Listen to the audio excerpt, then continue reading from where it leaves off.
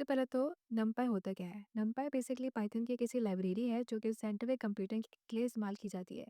अब इसके थ्रू आप आराम से बड़े-बड़े डेटा सेट्स को हैंडल कर सकते हैं एंड उसके ऊपर आप मैथमेटिकली स्टैटिस्टिक ऑपरेशंस को परफॉर्म कर सकते हैं। सबसे important reason to use NumPy is this that Python के अंदर even though built in list होती है, लेकिन वो स्मॉल टास्क के लिए सही होती है क्योंकि ये स्लो होती है और इनएफिशिएंट होती है।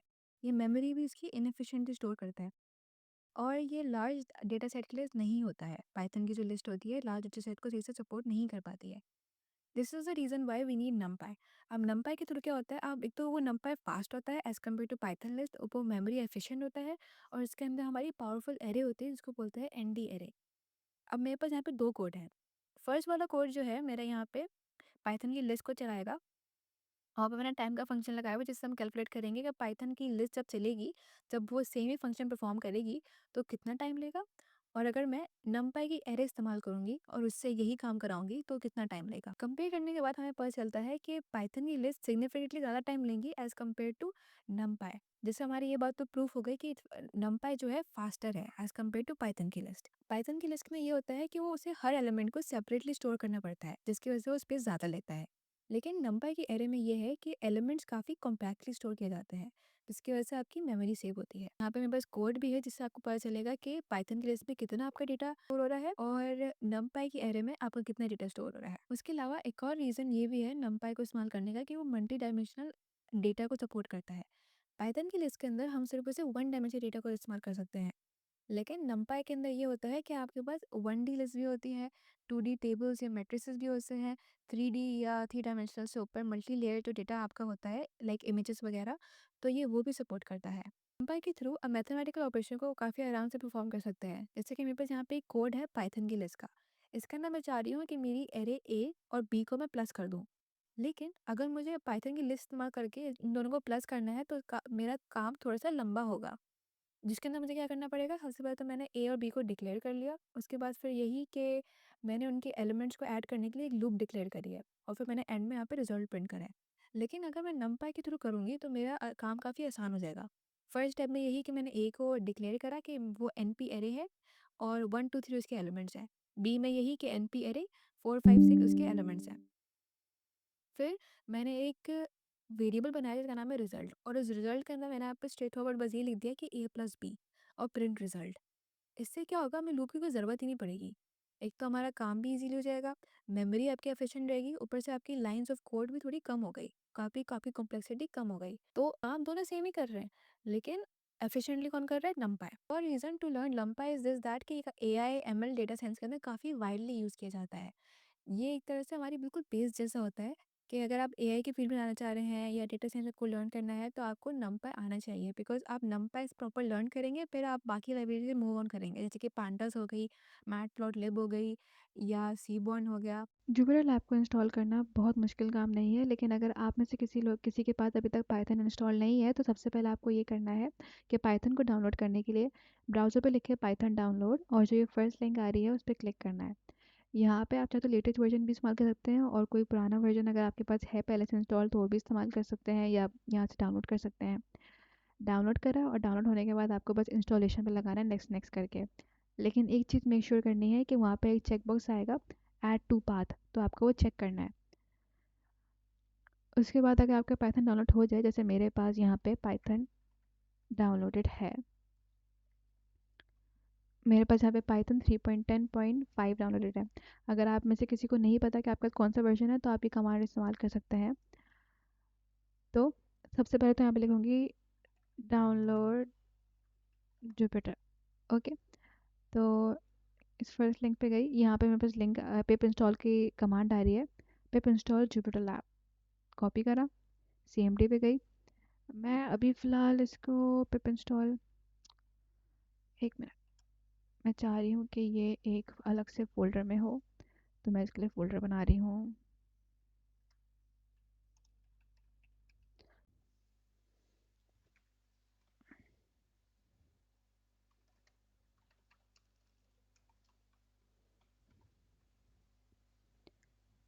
ओके, सो अब मैंने फिर अपना फ़ोल्डर बना लिया है और मैं इस फ़ोल्डर के अंदर आ गई हूँ। अगर आप मुझसे कोई कंफ्यूज हो गया मेरे स्टेप्स को देख के, तो मैंने बेसिकली पहले ये करा था कि मैं गलती से पहले सी में थी क्योंकि मैंने डायरेक्ट खोल लिया था, तो वो मैं सी में बाय डिफ़ॉल्ट दिखा रहा था। लेकिन सिंस मैं चाहती हूँ कि मेरा सीएमडी यहाँ पे खुले, मेरे न्यू वॉल्यूम डी में खुले इस फ़ोल्डर को एक्सेस करने के लिए, तो मैं इस लाइन पे गई, यहाँ पे सीएमडी लिखा और सीएमडी लिखने के बाद यहाँ पे सीडी कर दिया ट्यूटोरियल के अंदर, यानी कि डी के अंदर जो ट्यूटोरियल का फ़ोल्डर है उसके अंदर मैं आ गई हूँ अब मुझे क्या करना है, ये जो कमांड मैंने कॉपी करी थी, ये रही मेरी कमांड पिप इंस्टॉल जुपिटर लैब, ये मुझे एंटर करना है और अब मेरे यहाँ पे जुपिटर लैब इंस्टॉल पे लग गया है। ओके, जैसे आप लोग सब देख सकते हैं मेरे पास जुपिटर लैब इंस्टॉल हो चुका है। अब मैं यहाँ पे जाऊँगी, जो प्रोजेक्ट जुपिटर का मैंने टैब खोला हुआ था उस पर जाऊँगी और यहाँ पे लिखा हुआ है कि once installed launch Jupyter Lab with, अब ये जो कमांड है मुझे यहाँ पे कॉपी करनी है और यहाँ पे पेस्ट करनी है। मैंने पेस्ट करी, एंटर, एंड मेरे यहाँ पे जुपिटर लैब खुल रहा है, मैं यहाँ पे ब्रेव से खोल रही हूँ। ओके, तो मेरे यहाँ पे जुपिटर लैब खुल चुका है। अब मैं यहाँ पे अपनी फर्स्ट कमांड लिखती हूँ जस्ट टू चेक के इफ़ इट्स वर्किंग और नॉट। numpy को देख लेते हैं, तो यहाँ पे करेंगे import numpy as np। अब जैसे मेरे पास यहाँ पे लिखा हुआ आ रहा है नो मॉड्यूल नेम numpy, वो क्यों आ रहा है, वो इसलिए आ रहा है कुछ मैंने अभी पाइथन तो इंस्टॉल कर लिया, जुपिटर लैब भी इंस्टॉल कर लिया, लेकिन मैंने यहाँ पे numpy की लाइब्रेरी को इंस्टॉल नहीं करा अभी तक, जिसकी वजह से मेरे पास यहाँ पे एरर आ रहा है कि मैं numpy को एज np डिक्लेयर नहीं कर सकती हूँ। तो सबसे पहले मुझे numpy की जो लाइब्रेरी है उसे इंस्टॉल करना पड़ेगा by using the command pip install numpy। मैं यहाँ पे पिप इंस्टॉल numpy जब करूँगी तो मेरी numpy की लाइब्रेरी डाउनलोड पे लग जाएगी। अच्छा, मैं अभी फ़िलहाल जो भी अपना डाउनलोड कर रही हूँ, जो भी इंस्टॉलेशन कर रही हूँ, वो अपने इस पर्टिकुलर फ़ोल्डर के अंदर कर रही हूँ। वरना आप चाहे तो डायरेक्ट भी कर सकते हैं कि आपने सीएमडी खोला, बजाय कि मेरी तरह आप ना वो वॉल्यूम डी के अंदर जाए, अपने एक फ़ोल्डर के अंदर आप चीज़ें इंस्टॉल करें। आप चाहे तो सीएमडी के थ्रू अपने पूरी पीसी के अंदर, यानी कि सी यूज़र्स के अंदर ही आराम से डाउनलोड कर सकते हैं। अब जैसे ये हो गया, तो मैं जाऊँगी फिर से यहाँ पे और यहाँ पे फिर से रन करूँगी import numpy as np। अब यहाँ पे देखिए एरर नहीं आ रहा है, इसका मतलब ये है कि मेरी जो लाइब्रेरी है वो सक्सेसफुली इंस्टॉल हो चुकी है। अब इसको चेक करने के लिए मैं एक काम करूँगी, यहाँ पे np डॉट एरे, यहाँ पे एक एरे डिक्लेयर करूँगी। अच्छा, np जो है यहाँ पे मैंने क्या लिखा हुआ है, import numpy as np, मतलब मैं np इस्तेमाल करूँगी, जब भी मुझे numpy की लाइब्रेरी इस्तेमाल करनी होगी ना तो मैं np लिखूँगी। तो यहाँ पे मैंने लिखा हुआ है a is equals to np array और यहाँ पे लिखा हुआ है 1 2 3 4। ओके, और मैं यहाँ पे लिख देती हूँ ए। मैंने इसको रन करा, यहाँ पे डिक्लेयर कर दी, यहाँ पे रन कर दी। अब यहाँ पे मैंने जो ए डिक्लेयर करा था is equals to n p array 1 2 3 4, और मैंने यहाँ पे इसको ए को कॉल करा, अपने वेरिएबल को कॉल करा। तो यहाँ से मुझे पता चल रहा है कि मेरी एन पी यानी कि numpy की लाइब्रेरी सही से काम भी कर रही है और मेरी एरे यहाँ पे डिक्लेयर हो गई है। अच्छा, मैं एरे चाहूँ तो डिफरेंट डेटा टाइप की बना सकती हूँ कि एन पी एरे कर दिया मैंने, ऐसे करा, मैंने यहाँ पे क्या लिख दिया, हेलो, ये हेलो लिख दिया, यहाँ पे लिख दिया वर्ल्ड, यहाँ पे लिख दिया फ्री ईडीयू जर्नी। सही, मैंने यहाँ पे बी, इसी सेल को मैं एग्जीक्यूट करती हूँ। अब यहाँ पे क्या है, मैंने यहाँ पे अपनी एरे डिक्लेयर करी जो कि क्या है, इसकी डेटा टाइप है स्ट्रिंग। ओके, एंड यहाँ पे मैंने ये करा कि उस एरे को कॉल कर दिया, hello world free edu journey, तो मेरे सारे एलिमेंट्स यहाँ पे आ गए। अब मैं चाहूँ तो ये भी कर सकती हूँ कि सी इज इक्वल्स टू यहाँ पे एन पी एरे, और इस तरह से मैं कर सकती हूँ 0.34 0.3 0.21 0.81, मतलब इस तरह के मैं फ्लोट वैल्यूज भी डिक्लेयर कर सकती हूँ। यहाँ पे एंटर करा सी और यहाँ पे एग्जीक्यूट करा सेल को। अच्छा, मैं सेल को एग्जीक्यूट करने के लिए यहाँ पे शिफ्ट और एंटर इस्तेमाल कर रही हूँ, लेकिन एक और तरीका ये भी है कि सेल को सेलेक्ट करें और यहाँ पे प्ले कर दें, तो यहाँ पे मेरा आउटपुट शो हो रहा है। तो ये तो मैंने डिफरेंट डेटा टाइप की आपको एरे बना के दिखा दी। अब क्या है कि अगर मुझे कोई स्पेसिफिक एलिमेंट चाहिए अपनी एरे के अंदर, जैसे कि ए है, मैंने ए यहाँ पे डिक्लेयर करा हुआ है, तो अगर मुझे ये जो है, ये 1 जो है, ये 0th इंडेक्स पे है, ये फर्स्ट इंडेक्स पे है, ये सेकंड इंडेक्स पे है और ये थर्ड इंडेक्स पे है, 0 1 2 3। वो इसलिए कुछ ना, इसके अंदर हमारी जो एरे है वो एरे शुरू होती है 0 से, तो इसकी वजह से फर्स्ट एलिमेंट हमारा 0 है। तो अगर मुझे ए में से 1 चाहिए तो मैं लिखूँगी यहाँ पे ए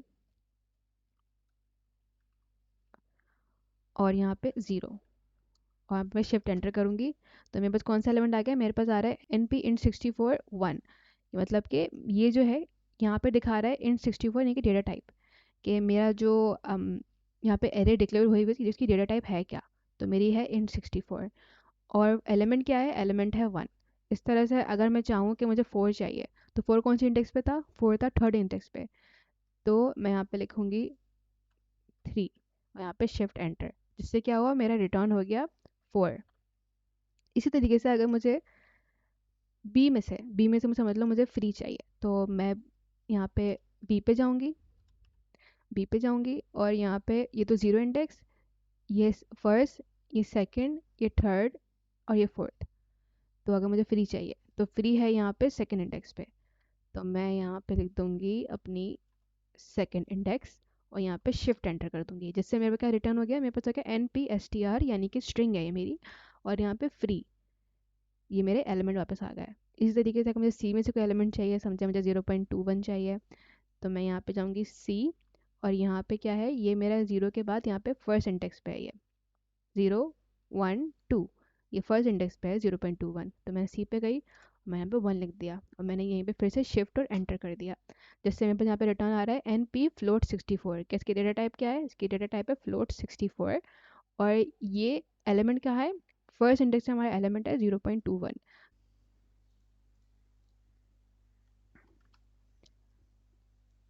अब मैं यहाँ पे डिक्लेयर कर रही हूँ एक 2 डायमेंशनल एरे, तो उसके ना यही करना है ई एन पी एरे, और यहाँ पे एक ब्रैकेट, उसके अलावा मैंने यहाँ पे 2 ब्रैकेट लगा दी, यहाँ पे लिख दिया हेलो, यहाँ पे लिख दिया, और यहाँ पे एंटर ई, जिससे मेरे यहाँ पे हेलो प्रिंट हो गया।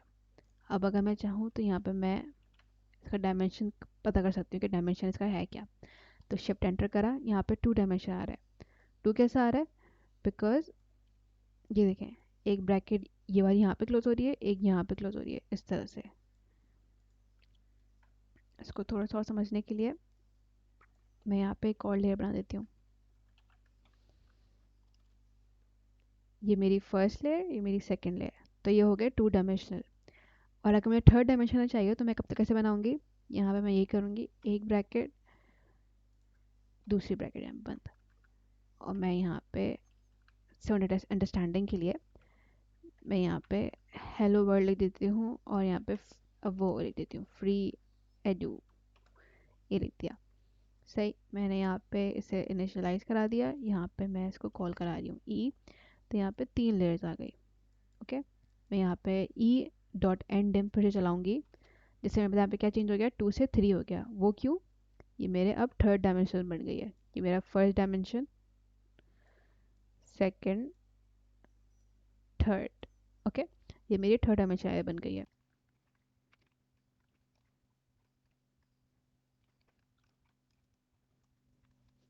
अब मैंने यहाँ पे एक एरर डिक्लेयर कर ली है नंबर्स की, इंट वैल्यूज़ की। तो मुझे अगर चेक करना है कि इसका शेप क्या है, शेप का मतलब यही होता है कि रोज़ इनटू कॉलम्स, मतलब कि कितनी रोज़ है कितनी कॉलम्स है, तो मैं यहाँ पे लिख दूँगी ई शेप। ओके, तो मैंने यहाँ पे 3 डायमेंशन एरे डिक्लेयर कर लिया है, जैसा कि आप चेक कर सकते हैं, ये फर्स्ट, सेकंड और थर्ड, तो ये 3 डायमेंशन हमारी एरे हो गई। अब मैं यहाँ पे चेक करूँगी इसका शेप क्या है, तो मैंने इसके लिए यहाँ पे लिखा हुआ है ई डॉट शेप। यहाँ पे मेरे पास लिखा हुआ आ रहा है 1। 1 क्यों लिखा हुआ आ रहा है, बिकॉज यहाँ पे सिर्फ एक ही लेयर नज़र आ रही है, देखिए जैसे यहाँ पे एक ही लेयर नज़र आ रही है। और 3, 3 रिप्रेजेंट करता है कितनी मेरे पास रोज़ हैं, रोज़ कितनी है, 1 2 3, तो ये 3 यहाँ पे इसलिए आ रहा है। अब यहाँ पे कॉलम्स कितने हैं, यहाँ पे कॉलम है 1 4 7 first column, 2 5 8 second column, 3 6 9 third column, तो उसकी वजह से यहाँ पे ये ऐसा आ रहा है। अगर मैं चाहूँ तो जैसे कि यहाँ पे मैंने ये फिर से डिक्लेयर कर दिया, ई ऐसे लिख दिया और ई डॉट शेप कर दिया।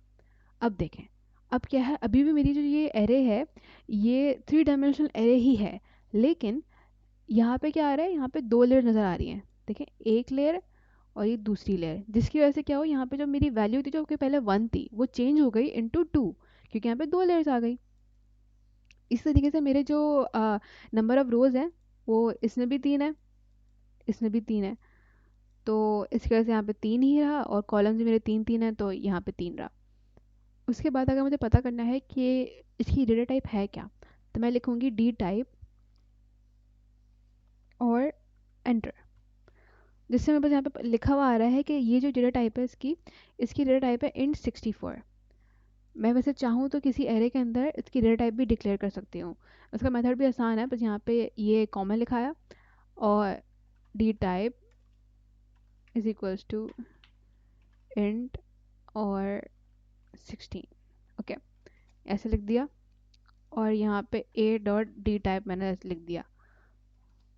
अब मेरे पास क्या आ रहा है, अपनी डेटा में आ रहा है int 16, यानी कि मैं अपने एरे के साथ अपनी डेटा टाइप भी डिक्लेयर कर सकती हूँ, तो मैंने भी 16 कर दिया। अगर मैं इसको हटा दूंगी तो क्या है, पहले मैं रन करूँ इसको, और इस तरह से फिर ये इन 64 पे आ गई। तो वैसे अगर आप एरे डिक्लेयर करेंगे without writing the D type तो क्या होगा, ये इन 64 पे होगी। ओके, सो मैंने ए के साथ यहाँ पे लिखा हुआ है d type is equals to int 16। अब इंट 16 जो होता है वो 2 बाइट्स के बराबर होता है। इसको चेक करने के लिए हम क्या करेंगे, ए डॉट आइटम साइज और यहाँ पे एंटर, शिफ्ट एंटर, तो यहाँ पे मेरे को लिखा हुआ है 2, जो कि बता रहा है कि 2 बाइट्स का ही है। इस तरह से अगर मैं इसको यहाँ पे चेंज करके 32 कर दूँ और यहाँ पे इसको शिफ्ट एंटर करके रन करूँ और यहाँ पे आइटम साइज को रन करूँ, तो इन 32 किसके बराबर है, 4 बाइट्स के।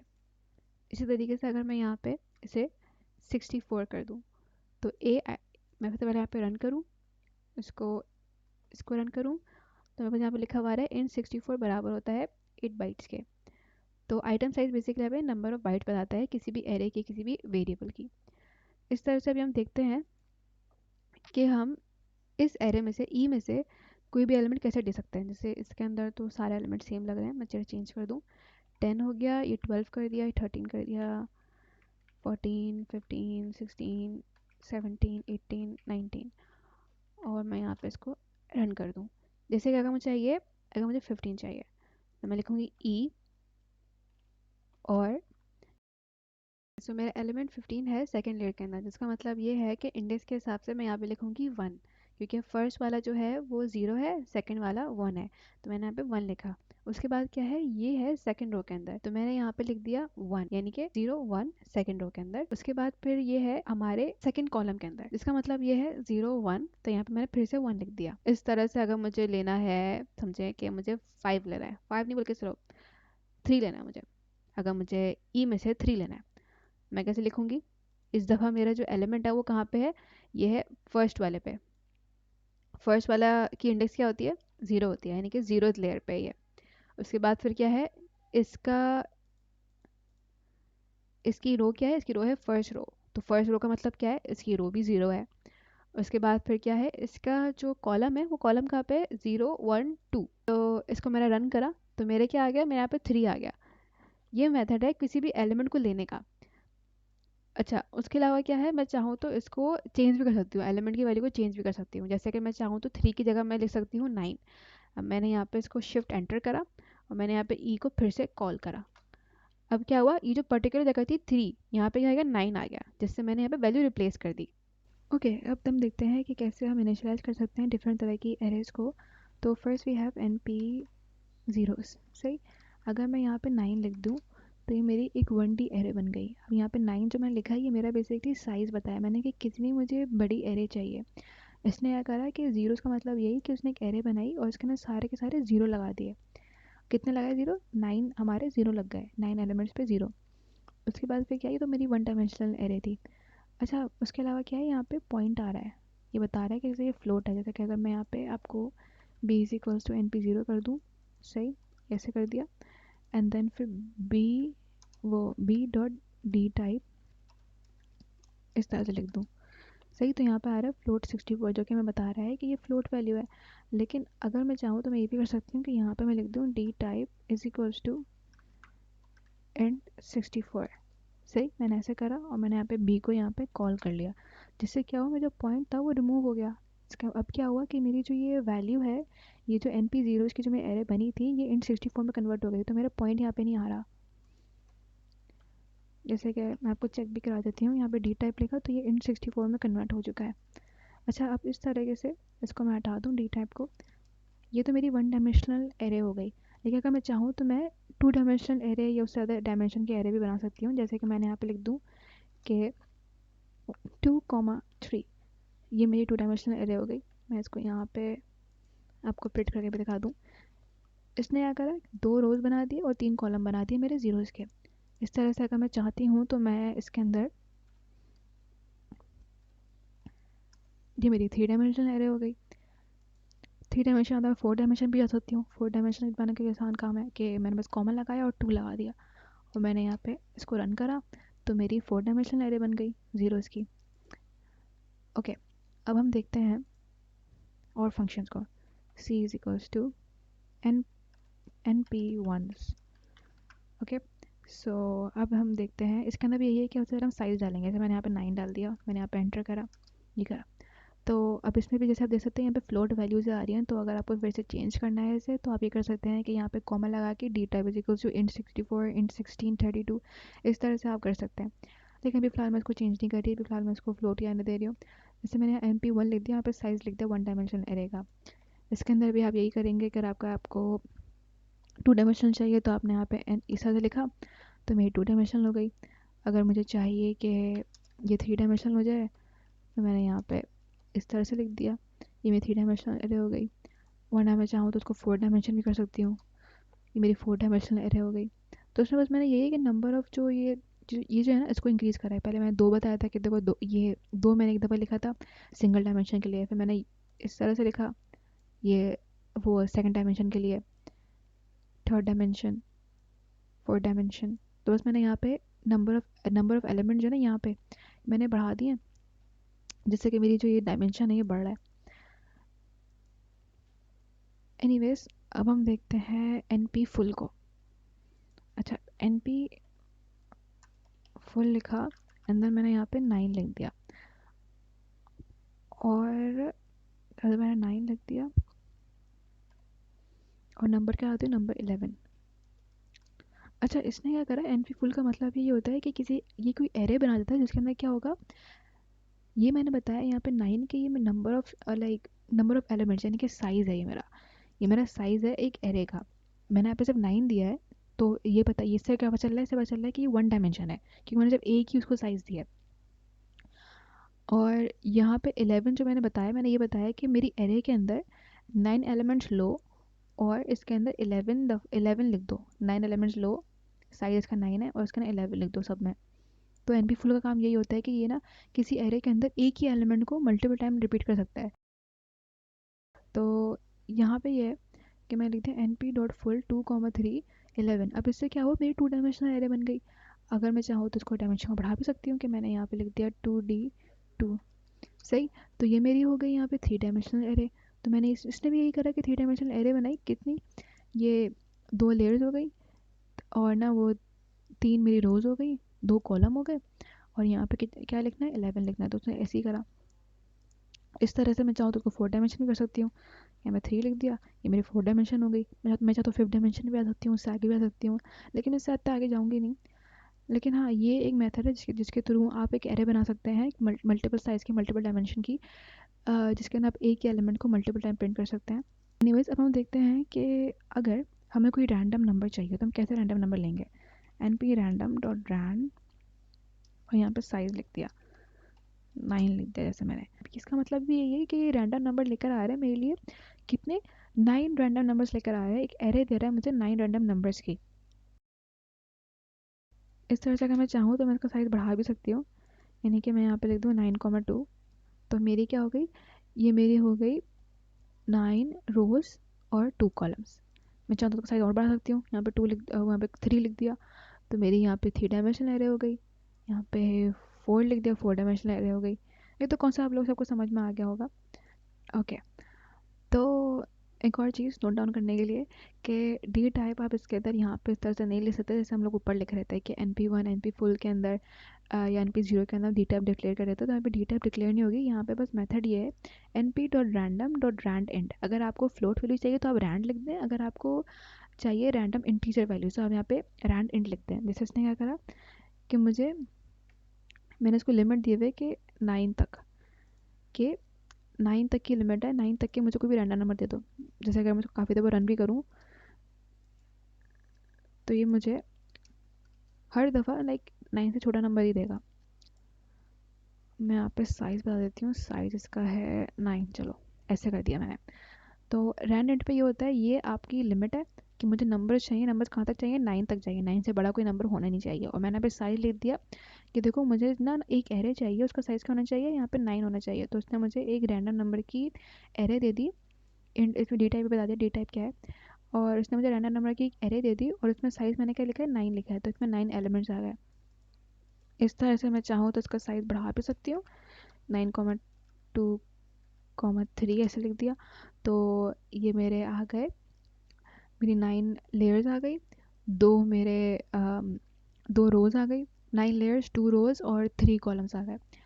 इसको मैं चाहता हूँ और बढ़ा भी सकती हूँ, 4 लिख दिया, 4 डायमेंशनल एरे हो गई। ठीक, तो ये एक मेथड है जिसके थ्रू आप रैंडम नंबर्स को जनरेट कर सकते हैं, इधर अ फ्लोट वैल्यू और अ रैंडम इंटीजर वैल्यू ऐसे आप जनरेट कर सकते हैं। वरना एक और मेथड ये है, इसको ज़रा सिंप्लीफाई कर दूँ, उसको 1 डायमेंशनल एरे तक ले आऊँ। मैं लिख दूँ 1 कॉमा, चलो 39 ऐसे लिख दिया। सही, तो इसने क्या करा, मैंने यहाँ पे एक लिमिट दी है कि देखो तुम 1 से शुरू करो, जीरो जीरो नहीं लो, 1 से शुरू करो, 1 से लेकर 39 तक तुम एलिमेंट दे सकते हो मुझे, उससे ज़्यादा नहीं कर सकते। जैसे कि अगर मैं यहाँ पे लिख दूँ थोड़ा सा करीब की वाली लिख देती हूँ, चलो मैंने यहाँ पे 30 लिख दिया। तो उसने क्या करा, 30 से एलिमेंट शुरू हो रहे हैं और 39 तक इसकी लिमिट है, स्टार्ट एंड। तो मुझे ये नंबर्स ला के देगा 9 रैंडम नंबर्स, कौन कौन से, 30 से लेकर 39 तक। तो 30 हो गया, 33 हो गया, 44, 32, मतलब ये सब नंबर जो 39 से छोटे हैं और 30 से शुरू हो रहे हैं। तो ये एक मेथड है जिसके थ्रू आप अपना स्टार्ट और एंड डिक्लेयर कर सकते हैं। उसके बाद हमारे पास एक और है NP आइडेंटिटी। अब ये जो होता है NP आइडेंटिटी, इसका काम ये होता है कि एक आइडेंटिटी मैट्रिक्स बना के देता है आपको।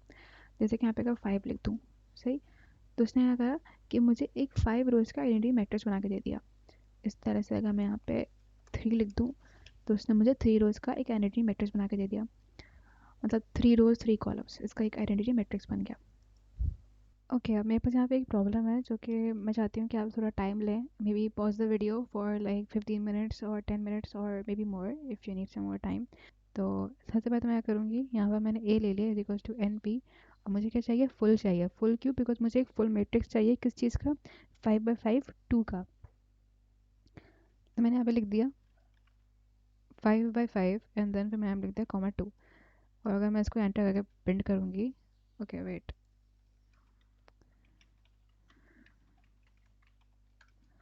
अगर मैं यहाँ पे प्रिंट करूँगी तो मेरे पास 5 by 5 का मैट्रिक्स बना हुआ आ गया।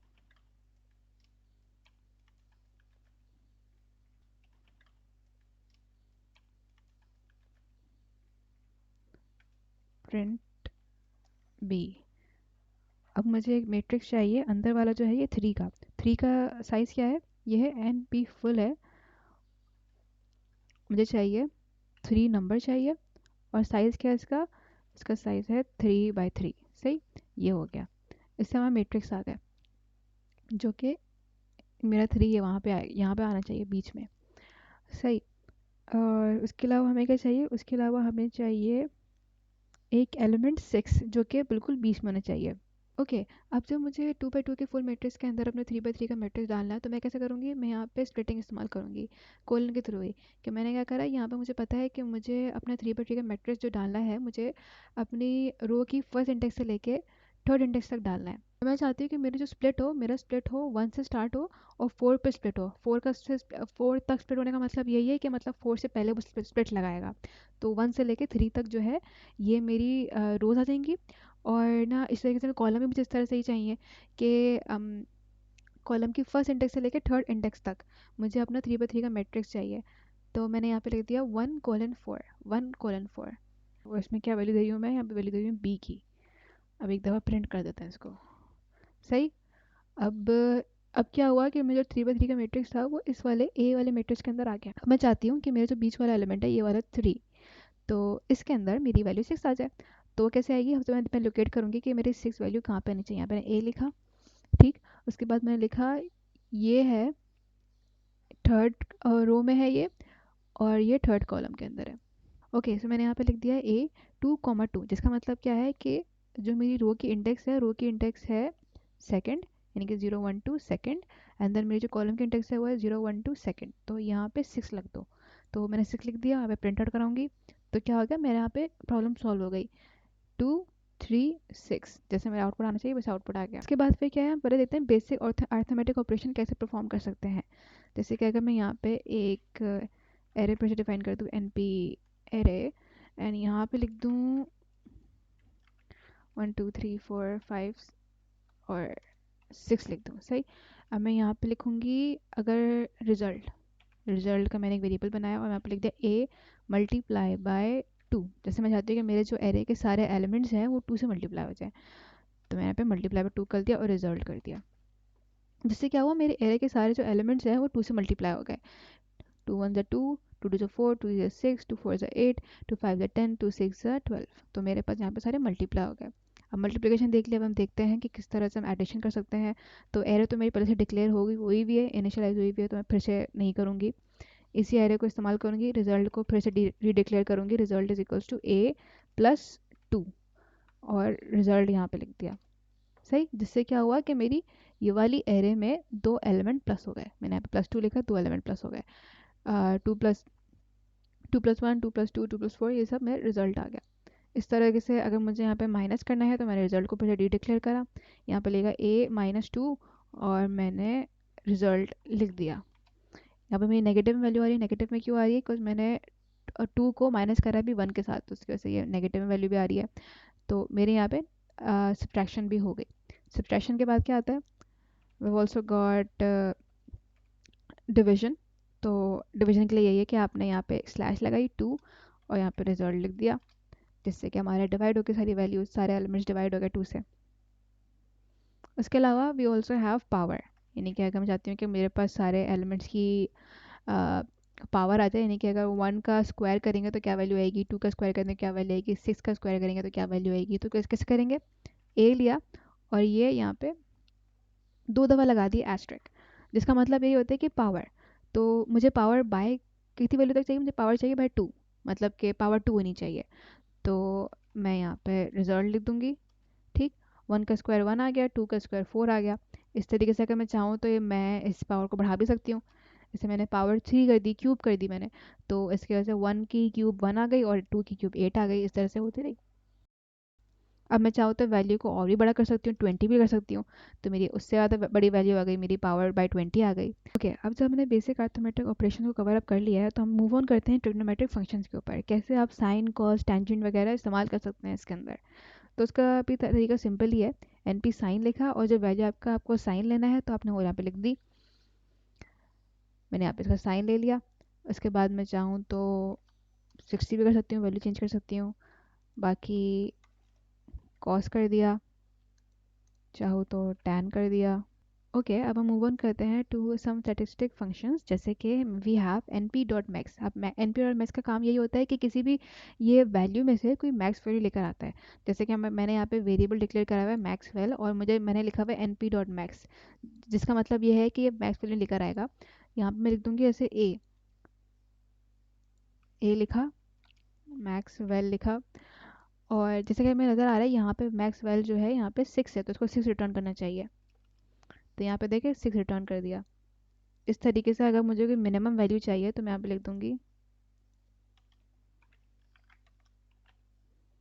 एन पी डॉट मिन, और यहाँ पे मैं बता दी कौन से वेरिएबल से मुझे मिनिमम वैल्यू निकालनी है। तो इसने मुझे मिनिमम वैल्यू ला के दे दी, जो कि है यहाँ पे 1। उसके बाद वी हैव सम। अगर मुझे इन सब वैल्यू का सम लेना है तो कैसे करूँगी, सम लगाया, सॉरी सम, सम वैल्यू लिखा एंड एन पी डॉट सम लिखा, और मैंने यहाँ पे ए लिख दिया और यहाँ पे सम वैल लिख दिया। तो मेरे पास क्या है, मेरे पास इन सब वैल्यूज़ का सम आ गया। इसी तरीके से अगर मैं चाहूँ तो ये भी कर सकती हूँ कि यहाँ पे एक्सेस होते हैं, we have access 0 and we have access 1। तो ओके, तो अब मैं आपको डिस्कस करती हूँ कि एक्सेस क्या होते हैं। एक्सेस बेसिकली यहाँ पे दो तरह के होते हैं, एक तो एक्सेस 0 या एक्सेस 1। तो एक्सेस 0 जो होता है वो होता है हमारा वर्टिकल, यानी कि वो डाउनवर्ड जाता है, और जो एक्सेस 1 होता है वो हमारा हॉरिजॉन्टल जाता है, यानी कि वो लेफ़्ट टू राइट जाता है। अब इसको समझने के लिए मैंने यहाँ पे एक एरे ले ली है, ये मैंने 2 डायमेंशनल एरे ली है। और अगर मैं चाहती हूँ जैसे कि एक्सेस अगर 0 की बात की जाए, अगर मैं चाहती हूँ कि 1 1 1 2 2 2 3 3 3 इन सब का मैं वो सम लूँ, तो कैसे करूँगी मैंने यहाँ पे लिख दिया रिजल्ट, रिजल्ट लिख दिया, और यहाँ पे फिर से एन पी डॉट सम लिख दिया। सही, एन पी डॉट सम लिख दिया, ए लिखा, और यहाँ पे मैंने एक्सेस डिफाइन कर दिया। एक्सेस क्या होना चाहिए, मेरा एक्सेस है यहाँ पे 0। ओके, और यहाँ पे रिजल्ट मैं प्रिंट आउट करवा दूँ। तो यहाँ पे सम के बाद हमारे क्या आ गया, 1 + 1 1 1 1 3 2 2 2 6 3 3 3 9। तो इस तरह से मैंने यहाँ पे एक्सेस डिफाइन करा, तो मेरे वर्टिकल पोजीशन पे, यानी कि अपवर्ड टू डाउनवर्ड जो है मेरा सम हो गया। अब ये है कि अगर मैं चाहूँ तो एक्सेस को मैं इस्तेमाल ऐसे भी कर सकती हूँ कि मैक्स में, जैसे कि अगर मैं चाहती हूँ कि अभी फ़िलहाल तो वैल्यू सारी सेम है, ज़रा चेंज करके दिखाऊँ, 11 12 13 14 15 16 20 20, जिसमें मैंने यहाँ पे वैल्यूज़ चेंज कर दी। अब क्या है, अगर मैं चाहती हूँ कि मैं एक्सेस 0 के अंदर, यानी कि दवा में दिखा दूँ, जैसे कि अगर मैं चाहती हूँ कि इनमें से कॉलम में से मैं देखूँ कि कौन सी वैल्यू मैक्सिमम है, तो मैं क्या करूँगी, यहाँ पे लिख दूँगी result is equals to n p dot max, और यहाँ पे मुझे मैक्स किससे निकालना है, मुझे ए से मैक्स निकालना है, कहाँ पे, एक्सेस 0 पे, यानी कि जो भी मैं एक्शन परफॉर्म कर रही हूँ वो कॉलम्स में परफॉर्म हो रहा है। तो मैंने यहाँ पे एक्सेस 0 डिफाइन कर दिया। मैं इसको अनकॉमेंट करूँ और ज़रा रन करके देखूँ, तो क्या हुआ, बस मैक्स वैल्यू आ गई। मैक्स वैल्यू क्या थी, 21, तो ये मैक्स वैल्यू आ गई, कॉलम वाइज मैक्स वैल्यू आ गई। इस तरीके से हम मिन वैल्यू भी फाइंड कर सकते हैं। मिन जैसे मुझे पता है कि मिन यहाँ पे है 1 है, और यहाँ पे 2 है, यहाँ पे 3 है, यहाँ पे 4, तो मेरा वैल्यू, मिनिमम वैल्यू आ गई मेरे पास यहाँ पे कॉलम्स के अंदर। अब अगर मुझे मैक्स वैल्यू चाहिए हॉरिजॉन्टल में, पहले मैं आपको एक दफ़ा एरे भी दिखा दूँ समझने के लिए। जैसे कि मेरे पास यहाँ पे ना वो हॉरिजॉन्टल, यानी कि रोज़ में मेरी मैक्स वैल्यू क्या है, मेरी मैक्स वैल्यू यहाँ पे 6 है, यहाँ पे 16 है, यहाँ पे 26 है। इसको मैं हटाऊँ, इसको ज़रा रन करके दिखाऊँ, तो मेरे पास यहाँ पे क्या आएगा, 6 16 26, यानी कि मुझे मैक्सिमम वैल्यू मिल गई अपनी रो वाइज। इस तरीके से अगर मैं चाहूँ तो मैं मिन डिफाइन कर सकती हूँ। मिन लिखा तो मेरे पास मिनिमम वैल्यू आ गई रो वाइज। ओके, तो हमारे एक्सेस 0 और 1 थोड़ा सा क्लियर हो गया है। इसके थ्रू हम अपने कॉलम वाइज या रो वाइज अपने कोई एक्शन परफॉर्म कर सकते हैं। ओके, सो अभी फ़िलहाल क्या है कि मेरा ए का जो शेप है, मेरी ए का शेप है 2/4, यानी कि मेरे जो है दो मेरे पास यहाँ पे रोज़ हैं और 4 मेरे पास कॉलम्स हैं। अगर मैं चाहूँ तो मैं इसको रीशेप भी कर सकती हूँ, उसका साइज़ चेंज कर सकती हूँ। उसका मेथड भी सिंपल है, बस यहाँ पे मैंने एक वेरिएबल डिक्लेयर करा, न्यू ए लिख दिया मैंने इसको, यहाँ पे लिख दिया n p dot reshape, n p नहीं सॉरी, यहाँ पे होगा ए डॉट रीशेप, क्योंकि यहाँ पे रीशेप से पहले वो एलिमेंट आता है जिसको हमें रीशेप करना है। तो मैंने लिखा ए डॉट रीशेप के ए को रीशेप करना है इंटू वॉट, इंटू 8/1, और यहाँ पे न्यू ए को मैंने कॉल कर दिया ताकि प्रिंट हो क्या है। तो इसने क्या करा, मेरी 8 रोज़ बना दी, 8 रोज़ बनाई और एक कॉलम बना दिया। इस तरह से मैं चाहूँ तो ये भी कर सकती हूँ कि मैंने 4 जो है मैंने रोज़ बना दी और 2 मैंने कॉलम्स बना दिए। ये पॉसिबल है, हाँ ये पॉसिबल है। वो इस तरह से कि देखो, 2 कॉलम 2 कॉलम 2 कॉलम 2 कॉलम, और ऐसे 4 रोज़ भी बन गई, तो ये पॉसिबल है। ओके, सो मैंने क्या करा, यहाँ पे लिखा new a is equals to a dot reshape 2,3। अब ये वाला क्यों नहीं चला, आप देखते हैं। सबसे पहले तो ये हुआ कि मुझे यहाँ पे 2 रो चाहिए, लेकिन यहाँ पे सिर्फ एक रो बन रही है। सही, यहाँ पे तो सिर्फ एक रो बन रही है, क्योंकि मैंने तीन तीन का कॉलम का लगाया, तो 1 2 3 हो गए, लेकिन 4 का 2 और एलिमेंट है ही नहीं। तो ये पॉसिबल यहाँ पे यहीं से पता चल रहा है कि पॉसिबल नहीं है, एरर है इसके अंदर। और इस तरह से यहाँ पे भी यही केस है कि यहाँ पे अगर 3 का कॉलम बन रहा है, एक रो बन रही है, तो फिर यहाँ पे 2 एलिमेंट है ही नहीं। तो यहाँ पे अब ये मसला आ रहा है। अच्छा, अगर मैं ऐसा करूँ कि यहाँ पे ऐसे कर दूँ और यहाँ पे ऐसा कर दूँ, यानी कि मैंने क्या करा, तीन तीन का कॉलम बन गया, एक रो बन गई, 3 का कॉलम बना, एक रो बन गई, 3 का कॉलम बना, एक रो बन गई, 3 का कॉलम बना, एक रो बन गई। सही, अगर मैंने ऐसा करा तो आई थिंक फिर एरर नहीं आना चाहिए, राइट। एंटर करा, फिर से एरर आ रहा है। वो क्यों? अब एरर क्यों आ रहा है? क्योंकि मैंने यहाँ पे लिखा हुआ है कि यार दो चाहिए, मुझे दो ही रोज, मुझे 2 रोज चाहिए, लेकिन यहाँ पे रोज कितनी बन रही है? यहाँ पे रोज बन रही है इस एरे के हिसाब से 1 2, यानी कि 1 2 3 ने एक रो बनाई, 4 2 3 ने दूसरी रो बनाई। सही, तो मेरा यहाँ पूरा तो यहीं पे हो गया, 2 रोज का कहा तो 2 रोज पूरी यहीं पे हो गई। इन एलिमेंट्स का क्या होगा?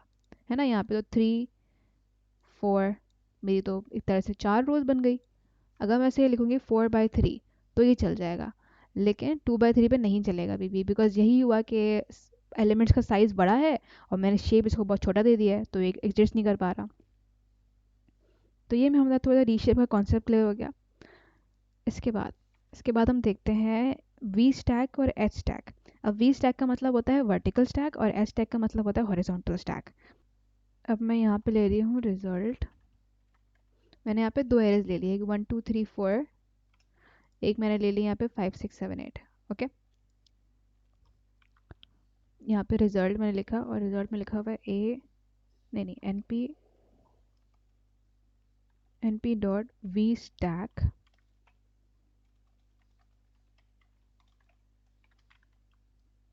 और मैंने यहाँ पे क्या लिखा है कि स्टैक कर दो ए और बी को। मैंने यहाँ पे रिजल्ट को कॉल कर दिया प्रिंट करवाने के लिए। तो इसने क्या करा, इसने 1 और 5 इसको वर्टिकली स्टैक कर दिया, दो अलग अलग एरे को वर्टिकली स्टैक कर दिया। 1 और 5 यहाँ पे स्टैक हो गई, 2 और 6 यहाँ पे स्टैक हो गई, 3 और 7 स्टैक हो गई, 4 और 8 स्टैक हो गई। सही है, वर्टिकली स्टैक हो गई।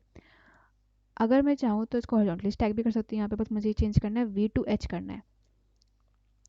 अब मैंने इसको रन करा, इससे क्या हुआ, 1 2 3 4 5 6 7 8 ये सब मिलके एक रो बन गई हमारी। तो उसने हॉरिजॉन्टली यहाँ पे स्टैक कर दिया।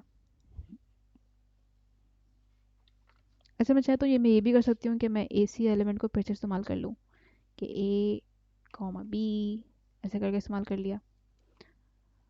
तो ये 1 2 3 4 1 2 3 4 5 6 7 8, 1 2 3 4 5 6 7 8 इस तरह से हो गया।